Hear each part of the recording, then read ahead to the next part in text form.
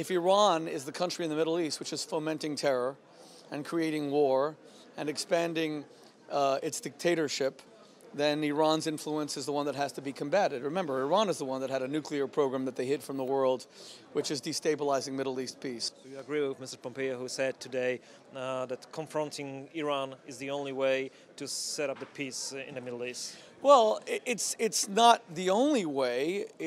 Right now it's the most important way because Iran is the biggest threat in the Middle East. Which other country do you have that's threatening another UN member state with extermination and annihilation? I mean, one Holocaust was one too many. No one wants to have a war against Iran. Stopping Iran's malign influence doesn't mean going to war. We're talking about economic sanctions. That's not war. We're talking about diplomatic coalitions against Iran's influence. What happens in the Middle East has global consequences. For example, Iran regularly threatens to close the Strait of Hormuz.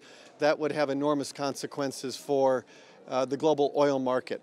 Iran also is testing missiles in regular violation of UN Security Council resolutions that have been passed over many years. They spend billions of dollars in the region, in Lebanon, Syria, Iraq, Yemen, and Bahrain. And for example, in Yemen, Iran has no legitimate interests in Yemen. This is a war that has gone well beyond its normal course, but for Iran organizing, training, and equipping the Houthis and supplying them with missiles that they then fire into Saudi Arabia. This conference is to build an alliance. It's not really about peace. It is about confronting Iran. They're trying to water that down by bringing up issues such as Yemen and the Islamic terrorism and humanitarian issues.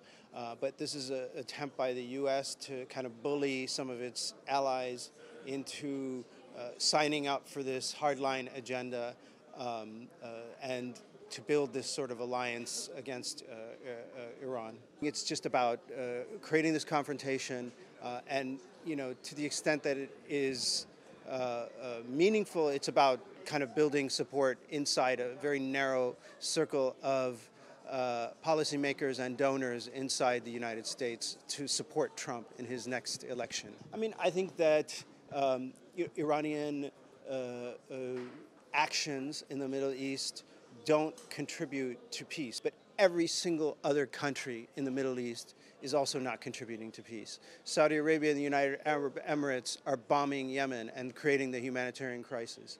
Israel is exacerbating problems by continuing to build settlements and making threatening gestures towards other countries. Its bombings and so on don't contribute to peace either. You have many different actors in the Middle East who are acting in a way that is not productive or conducive to peace, Iran included.